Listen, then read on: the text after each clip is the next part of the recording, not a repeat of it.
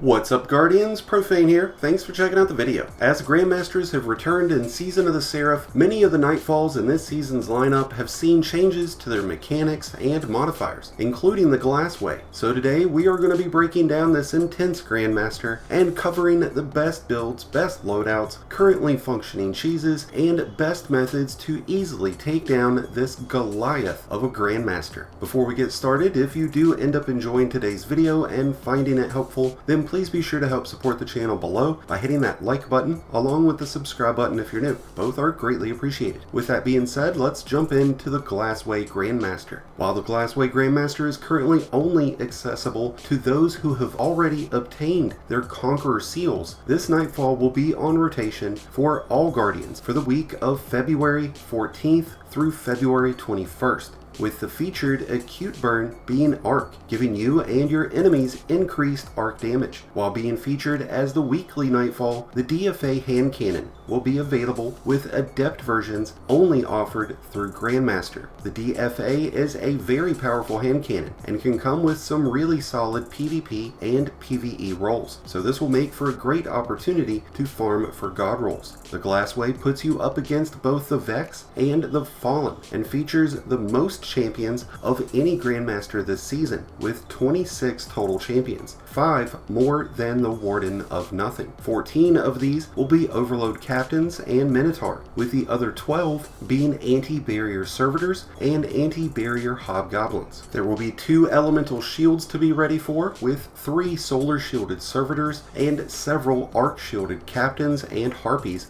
In terms of weapons that will have the most success in GLASSWAY, arc weapons with jolt shot, such as the Tarnished Metal or Aikilos SMG, are very strong right now.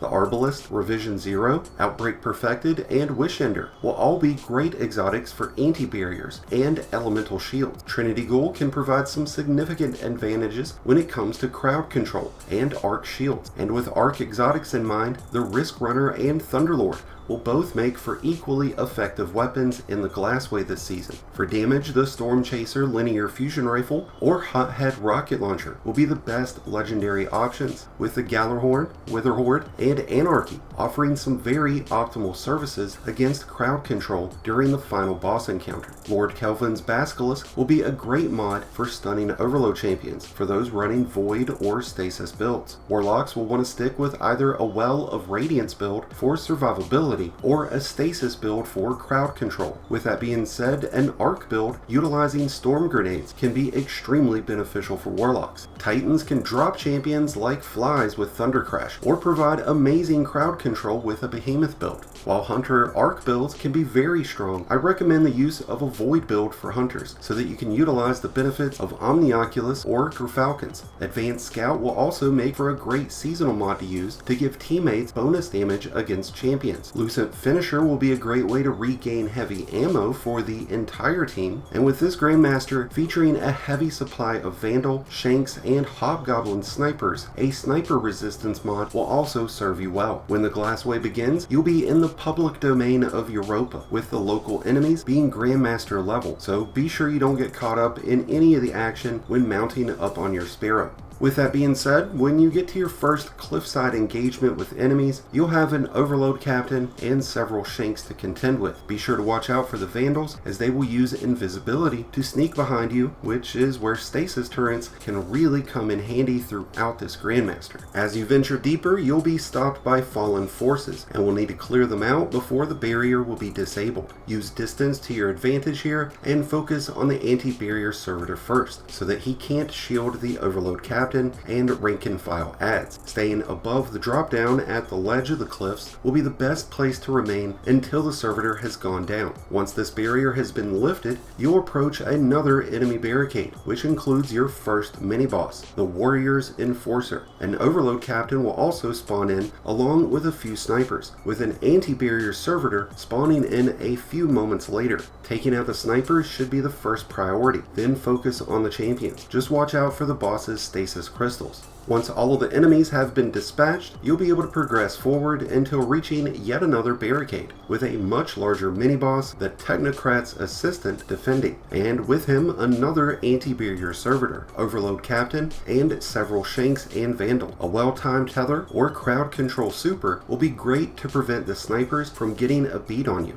By staying mobile between areas of cover, you can stay out of the boss's stasis nade effects. Once all of the enemies have been cleared out, the barrier will drop, letting you move forward. You'll run into some small trash ads and 2 more Overload Captains as you navigate to the Radiolarian pit, where you'll have to drain the Radiolarian fluid by controlling the center plate. As you stand on the plate, Shanks and Vandals will spawn in from the far left and right walls. Unless you're utilizing Hunter invisibility, you should only progress the plate once dispatching the wave of ads. There are 2 crates on the back left and right where the entrance is. You can use these for cover in between phases. Once you've drained all the Radiolarian, you'll have a few more sets of Fallen that will spawn into this room with an Overload Captain and some Dregs at first, with Shanks, Vandals, and an anti-barrier servitor later on as you progress forward. Keep to the cover on the wall side and focus on the snipers first, only moving forward once the snipers have been cleared out. The anti-barrier servitor will typically chill towards the middle and is incapable of shielding all of the Vandal snipers. Before moving on to the next area, you should take a moment to rebuild your supers and be sure to double check for any left behind ammo crates. Once you've cleared through all the Fallen in this next room, you can move onwards to the final boss arena, where you'll first need to clear out the Overload Captain and his entourage before triggering the boss encounter,